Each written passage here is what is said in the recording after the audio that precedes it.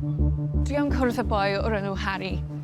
Mae fe o stori mae fe eisiau pobl I wybod. Y stori amdano beth sydd yn digwydd pan mae bywyd yn mynd allan o bob reolaeth. Harry? Hi. Jess? Harry, Hiya. Pa mor ddrwg ath pethau? O'n i'n methu gweld sut o'n i'n gallu stopio. O'n i ddim isio really bod yma ddim mwy. O'n i'n just teimlo fatha o'n i'n existio just I gamblo. O'n i ond yn meddwl am y arian pam oedd o gyd I fynd. O'n i'n ennill bres just wedyn o'n i'n colli na so. Mae'r swm, swn i'n dweud 50, 100,000 o beth fa. 100,000?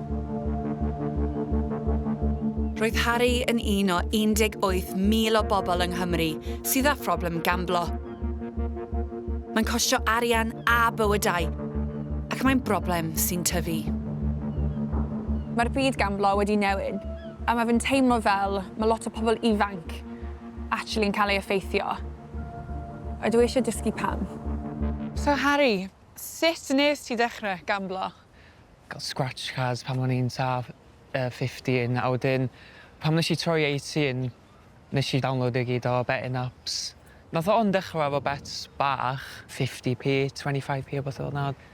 A wedyn o'n I dechrau mynd ar roulette yn fatha shop bookies fyd.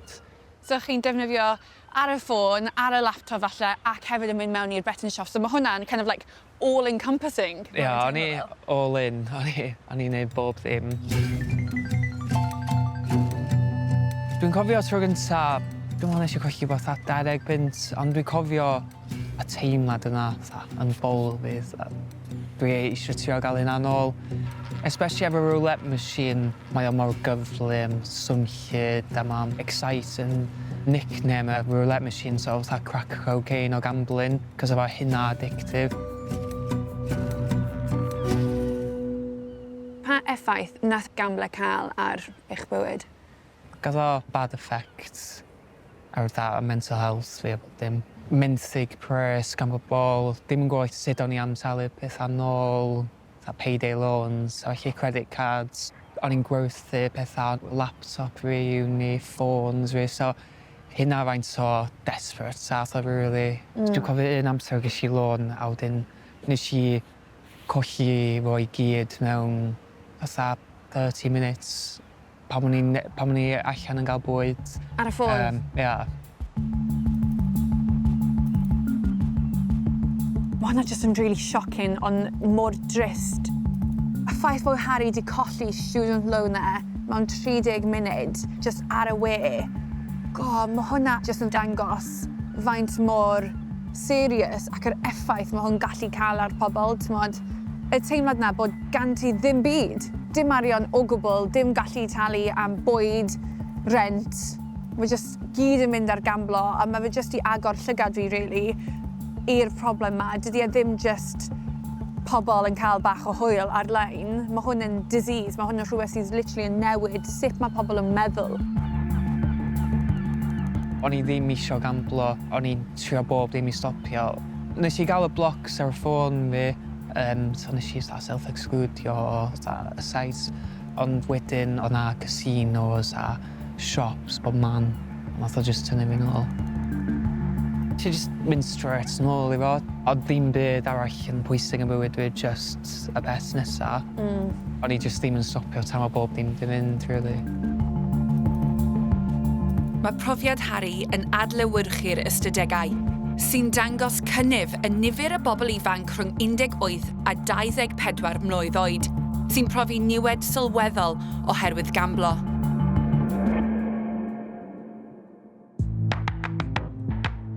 Ac fel Harry, mae llawer ohonynt yn betio ar ddigwyddiadau chwaraeon. Dwi eisiau gwybod sut ddaeth gamblo yn rhan fawr o'r byd chwaraeon. Croeso. Helo, hi. Dwi'n cwrdd â Wynford Ellis Owen, cwnselydd ar ddibyniaeth sy'n gweithio gyda gamblwyr a'i teuluoedd. Oherwydd yr holl ysbysebu sy'n mynd ymlaen, y crysa yn cario'r y logos ac yn y blaen, Oedd yr un peth, wrth gwrs, gyda tobacco ar un adeg. Ti'n bod, oedd hi'n posib cael Formula 1 a'r gemau yma i weithio oherwydd oedd nhw'n cael eu noddi gan y diwydiant gamblo. Noddir 11 allan o 20 o dîmau pêl-droed yr uwch gyngrair a hanner y tîmau yn y bencampwriaeth gan gwmni gamblo. Football, bach, cop competitions. Fi wedi weld y hysbysebion trwy'r amser os fi'n mynd ar y we, ar apps fi, ar ffôn fi, ar y radio, maen nhw literally yn pobman. A'r rheswm am hynny ydy, tydi gamblwr ddim yn mynd i bara'n hir, de. Falla 2 flynedd ar y mwyaf. Cyn bod e falla wedi blino ar gamblo, o bosib wedi adfer, neu fel arall wedi mynd yn feth dalwr, neu yn drist iawn, fel sy'n digwydd yn aml iawn, wedi cyflawni hunanladdiad. Felly mae'r rhaid i'r diwydiant greu gamblors newydd. Yeah. A dyna pam bod nhw'n buddsoddi gymaint ar hysbysebion.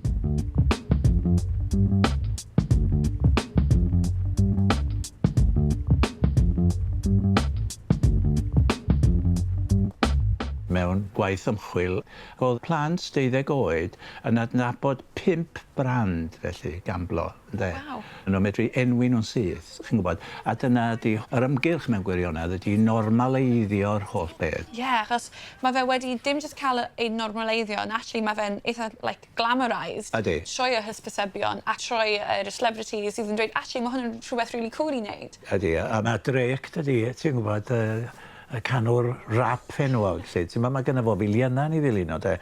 A mae Drake yn gamblo, a felly dyna di'r peth naturiol i wneud. Ac os ti eisiau bod yn llwyddiannus fatha Drake, yna mae rhaid ni gamblo, boes. A wedyn mi weli di wedyn, ti'n bod, naws yr hysbysebion ydy bod yna lot o hwyl i gael, pawb efo'i gilydd yn rhannu rhyw lawen i ddenglau, sydd wrth gwrs yn targedu'r unigrwydd llethol yma. Mae lot o bobl yn dioddau ohono fo, ac sydd fel cancer yn cymdeithas ni rwan. Felly dyna di bwriad hyn i gyn, i greu pobl o'r newydd felly sy'n gamblo. Ie, god, mae'n eitha dywyll.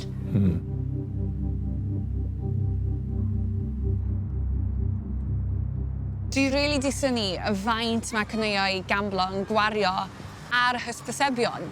Like, literally billions a billions. A wrth gwrs, os ydych chi'n person ifanc a chi'n weld fel sydd gorau chi yn gamblo, bydd chi'n meddwl, oce, mae hwn yn rhywbeth really cool.